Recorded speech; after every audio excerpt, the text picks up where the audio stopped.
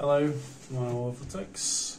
Like and subscribe if you like art, philosophy, random videos as well. We're going to do a lot of vlogging on art, literary things, la la la la la. Anyway, purpose of this vlog is I want to talk about Romance and the Commie Blocks, which I think, bar a little bit of editing, I've finished now. So that's been. This book has been about 8 months in the making. It's just going to be a short stories collection. I have a project in the pipeline for publishing, basically. So I've done the rough editing on the PDF, which you've got in front of me now. I won't show it yet because obviously I'll show it when it's completely finished. But basically, I'll try to sum up the actual how it turned out, because in some of the earlier vlogs you may have seen I was exploring the idea of incorporating more fantasy elements, but it's basically turned out to be more science fiction. But I'll expand on that because science fiction is a very broad genre, right? So it's generally a lot of the stories are set in a semi-ruined world. There's a story set in a futuristic British colony, for example, in space, so that explores that idea of space colonization. There's a heavy influence of Orwell in this book. I've been reading a lot more Orwell in the last year. George Orwell, read 1984, Homesick Catalonia read a lot of. So Orwell's influenced, I know a lot of his essays as well. So Orwell's influence does linger over the book. I'm not ashamed to admit that. I mean, he was a brilliant writer, one of the greatest British writers, if not the greatest British writer of, the 20th century. So, not a bad influence. But basically, I've gone for the aesthetic style I've gone for in the cover, which I'll show you that. I'll show a picture of that. So this is the cover design. I've been very influenced by constructivism, collage, glitch aesthetic, I suppose, and I'm pretty happy with it actually, and also incorporates some photography in it. This is a piece of some code actually in the cover design itself. I'll only show the cover design, but there'll be a lot of other pieces of art in the actual book design itself. I'm planning to release this as both a PDF and as in a physical form as well. I'm just looking into printing options and such at the minute. But anyway, all that aside, because I've gone off on a tangent there, I'll talk a bit more about the story. So like I said, this is prose mostly. There are some poems that I did over... some of the poems were written actually a few months ago, and then I realised they actually belonged in this book, pretty much. So that was interesting, just to realise, come to a conscious realisation that these poems that I've written, which were thought about something else, or maybe informed by experiences, actually belonged in this story. It did.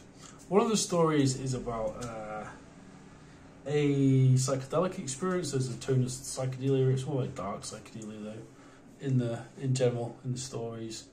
There is more optimism possibly than suicide in the suicide by computation. Romance and the Commie Blocks is a bit more optimistic. It's not just optimistic, but it has a hopeful tone, if I put it that way. So one of the stories, like I said, it was about psychedelic experience, but it ultimately has a hopeful ending to it, basically. I'm not going to give away the story name because then I'll just spoil the entire story, but one of the stories is very inspired by Orwell in terms of the sort of Orwellian surveillance state, and I've tried to make it not too trope heavy as well. I tried to subvert tropes as much as I can. I don't like it when a trope is too obvious anyway, if I'm going to use one, and the characters that I've incorporated into the stories. So in total there are, I think it's 10 stories. It's going to be printed in, I'm going for a different format than now from Suicide by Computation. This is going to be more of an artistic book. Suicide Computation was a long collection. It took you basically 2 years to write. This is, I'm not sure if it's shorter. No, I think it is a bit shorter, but I've decided to approach the actual design of the book a bit differently. So there's a lot of images that relate to each story, either before or within the text at the minute. Now, the layout and everything might get changed somewhat. I mean, it's just the first draft stage, but I've really enjoyed exploring that process for sure. And yeah, like I said, I'm going to release it as PDF and a physical. And the physical will probably be an A4. I need to, again, obviously I need to explore printing options for that. So yeah, like I said, overall a bit more optimistic. There's an element of satire in a lot of the stories as well. They're mostly in the typical short story format. There's only 2 of the stories are fairly long, like 6 or 7 pages. The other ones are either quite short or shorter than that, basically. It mixes in with poetry as well, so I've incorporated some poetry in there. So it's basically a lot of edited stories, prose and poetry that I've written over the last year, basically. But if you're into reading something that's heavy but isn't going to weigh you down by reading it, then it's probably a good thing to check out.